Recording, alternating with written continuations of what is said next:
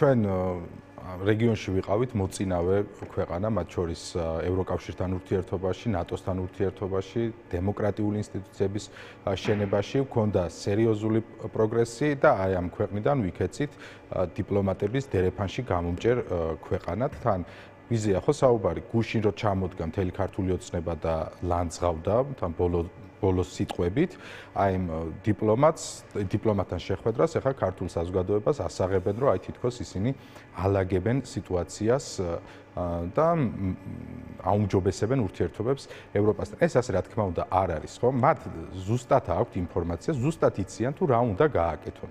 უნდა გააკეთონ ის, რომ ამ ქვეყანაში ჩაატარონ თავისუფალი არჩევნები, უნდა გააკეთონ ის, რომ გამოუშვან პოლიტპატიმრები და გააუქმონ ის რეპრესიული კანონმდებლობა, რაც მიიღეს განსაკუთრებით ბოლო წელიწად ნახევარში. ეს არის ის კონკრეტული საკითხები, რისი შესრულებაც მათ ევალებათ და არა იმიტომ, რომ რომელიღაც როგორც თვითონ ამბობენ ევროპელ ბიუროკრატს ჭირდება, ეს ჭირდება ამ ქვეყანას და ამ ქვეყნის მომავალს.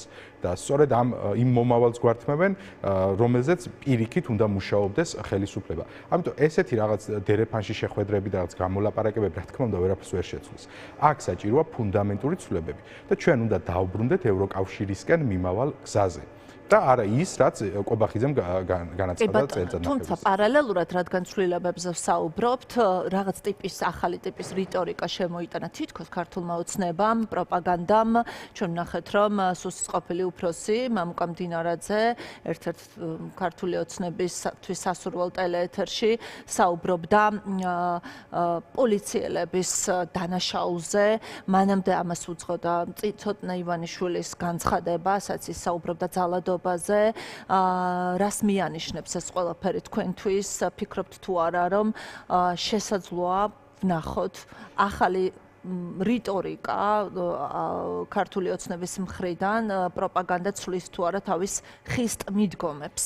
ეს ის პოლიციელები არ იყვნენ, რომელთაც ჩინმედლები დაურიგეს ერთი მეორის მიყოლებით ეს ამ ხელისუფლების პირობებში არ მოხდა და ამ როგორც რა ვიცი თვითონ ამბობენ ამ გუნდის პირობებში არ მოხდა მართლა იმ ადამიანებს რომლებიც წამება დაუგეგმეს ამ ქვეყნის მოქალაქეებს ხო და როდესაც პირველ დღეებში ეს გამოჩნდა და ტელევიზიებმა გადაიღეთ ან თქვა უბრალოდ ადამიანებმა გადაიღეს მერე მიიყვანეს მიკროავტობუსები გამოუთავისუფლეს იქ ადგილი და 300-ზე მეტი ადამიანი აწამეს და ამის შემომქმედი ხარება შემდეგ რო წაიყვანეს და медаლი ჩამოკიდეს გულზე ესენი არ იყვნენ ახლა დაინახეს ნაწამები ახალგაზრდები. მოდი დავაზუსტებ ჩემ კითხვას, რაში სჭირდება ეს ქართულ ოცნებას? ეს უფრო საინტერესოა, მათ გულწრფელობაში შესაძლოა საზოგადოების ძალიან დიდ ნაწილს არ სჯეროდეს, მაგრამ რისთვის აკეთებს ამას ქართული ოცნება?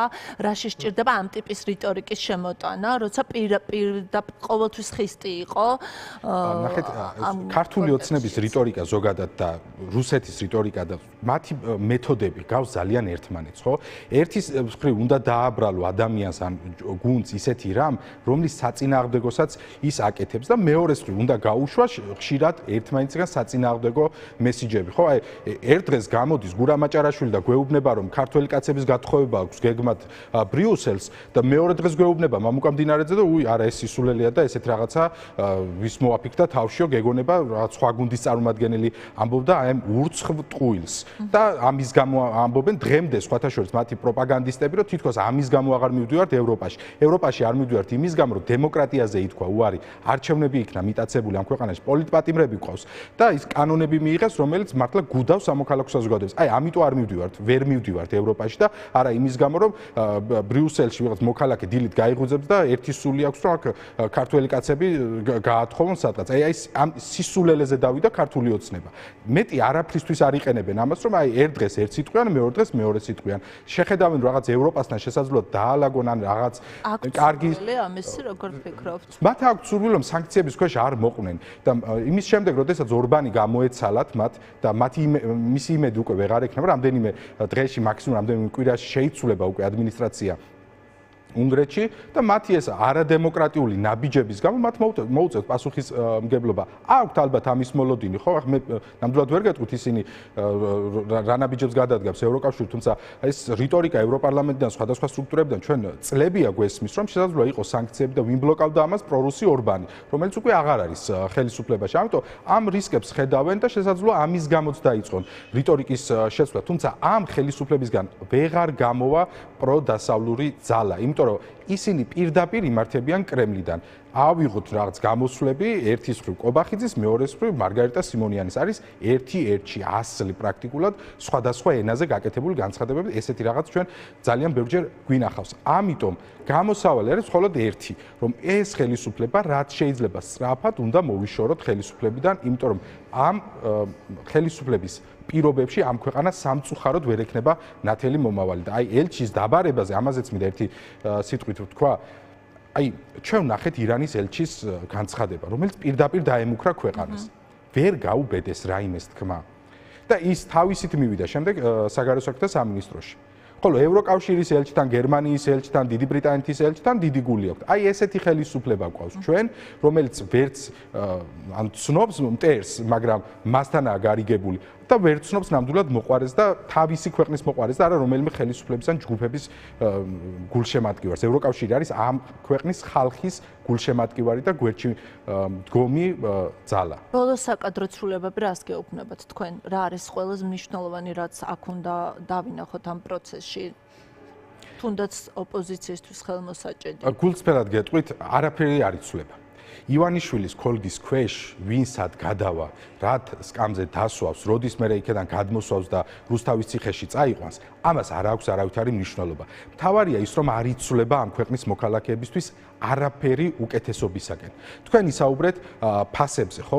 თუმცა ეს კრიზისი მიუთითებს თუ არა, თუნდაც საკადრო კრიზისი, ისო ერთი და იგივე სახების, ვთქვათ, რაღაც კარუსელივით ტრიალი, ასე უყურებთ თქვენ, როგორც ჩანს ამ საკადრო ცვლილებებს, ეს მაინც მიანიშნებს თუ არა, რომ ყველაფერს ხო აქვს დასაწყისი, გაგრძელება, დასასრული, შესაძლოა ეს იყოს რაღაც უკვე იმ ტიპის ცვლილება, რომელიც ზუსტად სიახლეს, მართლა ვერანაირ სიახლეს ვერ გთავაზობს და რას შეიძლება ნიშნავდეს ეს? ქართული ოცნება რაღაც საოცარი სახეებთ, არც განსაკუთრებით ბოლო წლებში უბრალოდ არ იყო არასდროს გამორჩეული რაღაც განსაკუთრებული სახეებით, თუმცა რა თქმა უნდა, ეხა ესეთ პოლიტიკურ ძალასთან არავის არ უნდა ასოცირება, ხო? ეხა მარტივი მაგალითი ვთქვათ, როდესაც იმედი დასანქცირდა, მეორე დღეს თუ ვინმე სადმე პოზიციაზე იყო იმ კომპანიაში გადადგა, ხო? ერთმანეთს ასწრებდნენ სამოქალაქო რეესტრში მისვლას.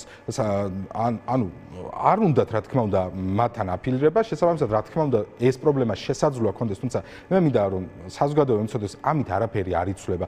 ხშირად გვესმის რომ შეიძლება კობახიძეც აღარ იყოს თანამდებობაზე, ვიღაცები კიდე მოხსნა, ასე შემდეგ ვიღაცები დაიჭირონ, რაც გუშინაც ვნახეთ უკვე განაჩენებიც დადგა, არაფერი ამით არ შეიცვლება.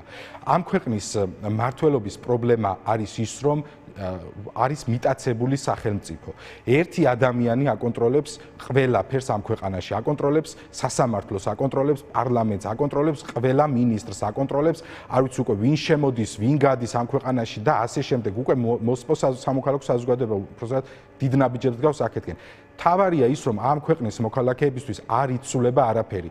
აი, გუშინ მაგალითად რაც ჩვენ ნახეთ, ხომ ადამიანს მათი მთავრობის წევრს მიესაჯა 10 წლიანი პატიმრობა იმის გამო, რომ ჯარს მოპარა ფული. ჩვენ ვიცით, აი ესენი თვითონ რასაც ამბობენ, ხო, ბავშვების და გაჭირვებული მოხუცების მძარცველი ხელისუფლებაა, ხო? ბავშვს, მოხუცს და ჯარისკაცს რო ფულს მოპარავ, რა მორალზე, რა ადამიანობაზე, რა ქართველობაზე უნდა ილაპარაკო. ფასები სწორედ ამიტოა გაზრდილი, რომ ეს ქვეყანა არის ყელამდე კორუფციაში ჩაფლული, ყველა რგოლი და ეხლა შეშლილი სახეებით რო გამოდიან განსაკუთრებით ეს პროპაგანდისტები, რომ უირ ამხელა კორუფცია ყოფილა. წლები ამაზე ვსაუბრობ და ვერ შემცირდება ფასები მანამ სანამ ამ ქვეყანაში იქნება ასეთი კორუფცია. მარტივ მაგალითს ვიტყვი, ჩვენ ერთი თვის წინ დაახლოებით მოუწოდეთ, რომ იწყება საგაზაფხულო სამუშაოები, ხომ? ნავთობის ფასის ზრდის გამო გაიზარდა საწვავზე ფასი. ადამიანებს ამის გამო შეექმნებათ პრობლემა. ხო შეიძლება 3 თვით როგორც ეს გააკეთა სხვადასხვა ქვეყნებამ. ხო ავსტრალიამ თუ დაწია აქციზის გადასახადი, ჩვენც რო 3 თვით დაგვეწია მაგალითად აქციზის გადასახადი ან რაღაც პერიოდით შვება მიგვეცა იმ ადამიანებისთვის, რომლებიც უკვე იწყებენ ამ ხნათესვის სამუშაოებს, ხომ იქნებოდა კარგი.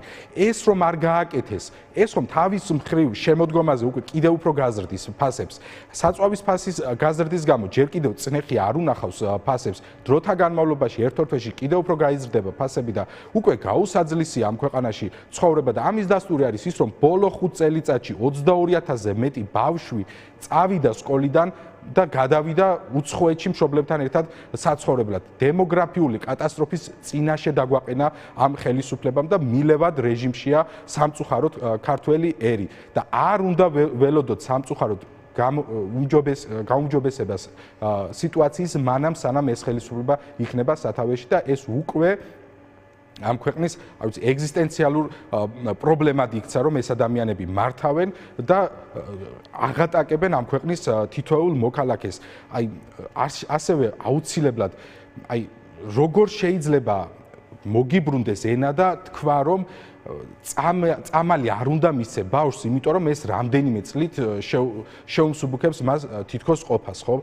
ამაზე მეტი ამორალურობა რა შეიძლება თქვა ადამიანმა? თითოეული ბავშვის, თითოეული ადამიანის სიცოცხლე არის ძვირფასი და მშობლებს როგორ ექცევიან ღიაცის ქვეშ დატოვეს ელემენტარული საჭიროებების გარეშე, ხო? რას ითხოვენ ეს ადამიანები? წამალს ითხოვენ.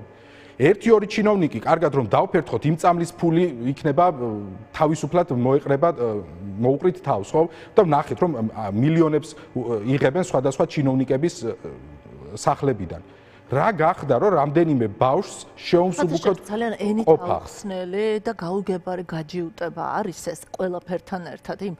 ამას ხო აქვს თავისი რაღაც მორალური კატეგორია, თავისი პოლიტიკური მდგენელი ამ გადაწყვეტილებას, მაგრამ ერთი არის კიდე გაუგებარი, რატომ გაჯიუტდა ამ ბავშვი ასე სისტემა, როცა არ ვიცი, აი შეეძლოთ მაგალითად, ჩვენ ვნახეთ აქონდროპლაზიამაც გამოიარა ეს ამბავი, შეეძლოთ რომ ეთქვათ, რომ ვიღაცისთვის, საკუთარი ამომრჩევლისთვის, იქ საკუთარი მათივე ამომრჩეველი დგას სხვათა შორის. აქონდროპლაზიაზე ხო გახსოვთ, მაშინაც ამბობდნენ, რომ ეს წამალი არ კურნავს და ასე შემდეგ. ჯანმრთელობაზე ეს ხო ყველაფერზე მაღლა დგას. აი ბოროტი სისტემაა ეს, ბოროტ სისტემა ჩამოყალიბდა. ალბათ ისინი ფიქრობენ, რომ დღეს თუ მათ მივეცით წამალი, ხვალ სხვაც მოითხოვს და ასე შემდეგ, ხომ? და შემდეგ ყველას თუ მისცეს წამალი და თავისი რაღაც საჭირო დაუკმაყოფილეს, შემდეგ მოსაპარად აღარ დარჩება ფული. არა და რა თანხაზე ვსაუბრობთ? ჯერ ერთი ეს ბიუჯეტი მათთვის არავის არ დაუტოვებია, ჩემი და თქვენი თანხაა და საზოგადოებაში ვერ ვნახე ერთი ადამიანიც კი, რომელიც იტყოდა, რომ იცი რა, ამ წამლებზე არ უნდა დაიხარჯოს თანხა. უბრალოდ უნდა გვესმოდეს, რომ ჩამოყალიბდა ესეთ სისტემად, რომელსაც ადამიანის სიცოცხლე არაფრად უღირს, არც ბავშვების სიცოცხლე, რომელსაც შეუძლია განსხვავებული მოსაზრების გამო 300-ზე მეტი ადამიანი აწამოს. პირდაპირ მნიშვნელობით ვამბობ, აწამოს, იმიტომ რომ სხვა არაფერი არ იყო, რაც დაატრიალეს მათ ამ ქვეყანაში, ამიტომ გამოფხიზლდეთ და გადავდგათ ნაბიჯები, რათა ქართული ოცნების ხელისუფლება რაც შეიძლება სწრაფად მოვიშოროს. დიდი მადლობა.